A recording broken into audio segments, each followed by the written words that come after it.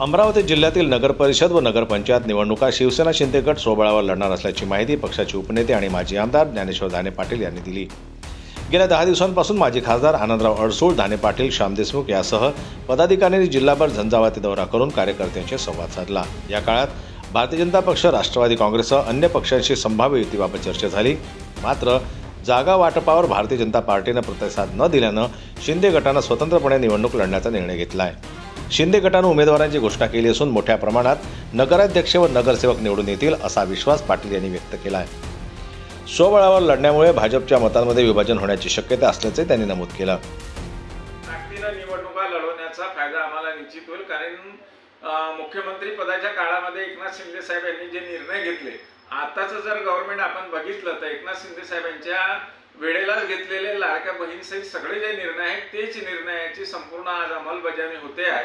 म्हणजे महाराष्ट्र एकनाथ शिंदेंच्या पावलावर पाऊल ठेवून चालत आहे आणि याची लोकांना जाणीव आहे, लोकांमध्ये त्याची चर्चा आहे की खऱ्या अर्थानं महाराष्ट्राचा कैवारी, महाराष्ट्रामध्ये गरिबांच्या आणि सर्वांच्या शेतकऱ्यांच्या सगळ्या विषयाच्या शेतमजुरांच्या कामामध्ये धावून जाणारा नेता म्हणजे एकनाथ शिंदे।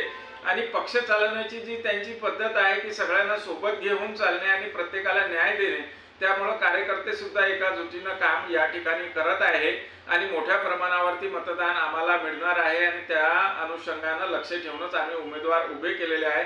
आणि अमरावती जिल्हा हा बाले किल्ला करणे हेच आमच्या या सगळ्या निवडणुका लढवण्याचं, धावण्याचं, दौरे करण्याचं आणि काम करण्याचं, त्याचबरोबरीनं पहिल्यांदा जे आम्ही जे पदाधिकारी जाहीर केले त्याचा सुद्धा उद्देश तोच होता।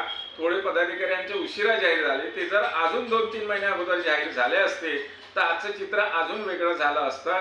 एकंदरीत फायदा तर या सगळ्या गोष्टीचा होईल, पण अमरावती जिल्हा बाले किल्ला म्हणून उभा करायचा, जेणेकरून या जिल्ह्यामध्ये शिवसेनेला कोणी कमी आखणार नाही याचं लक्ष ठेवून आम्ही भविष्यात काम करणार। तुमच्याकडे पक्षाने फार मोठी जबाबदारी दिलेली आहे, काही तालुके आणि काही नगराध्यक्ष हे तुमच्या प्रचारार्थ देण्यात आले आहे। यात तुम्ही कसे काम करा आणि एकीकडे तुमच्याकडे आता महायुतीत समजा जर पाहिलं चित्र तर आता कोणाची युती नाही आहे, स्वतंत्र सगळे लढत आहे, तर त्याचा फटका कोणाला बसू शकतो आणि मताचं विभाजन होत आहे आणि याचा फायदा कोणाला होऊ शकतो?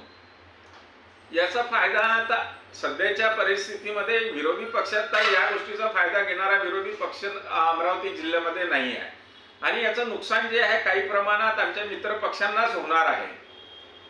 त्यांना जे असं वाटत होतं की सगळं काही आपलंच होईल, सगळं आपल्या पात्रामध्ये येईल असं जे वाटत होतं ते होणार नाही, परंतु शिवसेनेचा वाटा हा शिवसेनेच्या हिश्श्यावर आल्यानंतर काही ठिकाणी वेगवेगळ्या पक्षांना वेगवेगळ्या ठिकाणी त्याचा नक्की फटका बसणार आहे।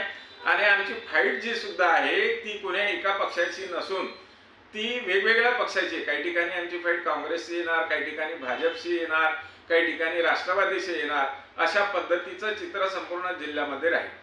शिवसेनेचा धनुष्यबाण आहे, धनुष्यबाणाचा कितपत फायदा जिल्ह्यात होईल? आणि धनुष्यबाण म्हटलं धनुष्यबाण परिचित चिन्ह आहे, लोकांचं आवडतं चिन्ह आहे, शिवसैनिकांचं आवडते चिन्ह आहे, अमरावती जिल्ह्याच्या मतदारांचं आवडते चिन्ह आहे, कारण धनुष्यबाणावर या ठिकाणी अनेक या वेळेला अमरावती लोकसभेमध्ये 6 विधानसभा अनेक वेळा निवडून आलेले आहे, खासदार निवडून आलेले आहे, अनेक नगरसेवक निवडून आले आहे। माझ्या आमदारकीच्या काळामध्ये अमरावती महानगरपालिकेमध्ये धनुष्यबाणावरती आम्ही 18 नगरसेवक निवडून आणले होते।